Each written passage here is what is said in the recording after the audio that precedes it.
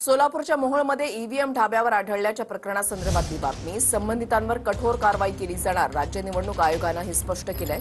राखीव EVM machine वेळेमध्ये जमा न केल्याप्रकरणी संबंधितांवर कठोर कारवाई केली जाणार असल्याचं राज्य निवडणूक आयोगानं म्हटलेलं आहे. बातमी छत्रपती संभाजीनगरमधून आहे. आमदार विलास मुंबरे यांच्या मुलाच्या बोटाला शाई लावल्याप्रकरणी कारवाई करण्यात आली आहे. जिल्हाधिकारी दिलीप स्वामी यांनी 3 कर्मचाऱ्यांच्या निलंबनाचे आदेश काढलेत. मतदान केंद्र प्रमुख, मतदान अधिकारी आणि एका होमगार्डला निलंबित करण्यात आलेलं आहे. पैठण तालुक्यामधल्या पाचोड मतदान केंद्रावर हा प्रकार घडला होता. ठाकरेंच्या शिवसेनेचे आमदार भास्कर जाधवांकडून ईव्हीएमवर संशय व्यक्त करण्यात आलाय.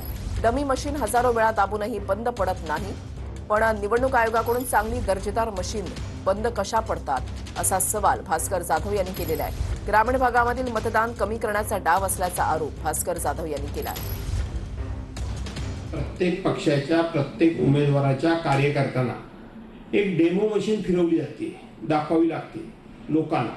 एकदा आपल्याला निशाणी मिळाल्यानंतर ती मशीन बाजारामध्ये 110 ते 130 रुपयाला मिळते. हजारो लोकांच्या समोरून हजारो वेळा बटन दाबून सुद्धा ते बंद पडत नाही. मग एवढ्या महागातलं घेतलेलं मशीन हे सातत्यानं बंद कसं पडतं? 4 मशीन बंद पडली.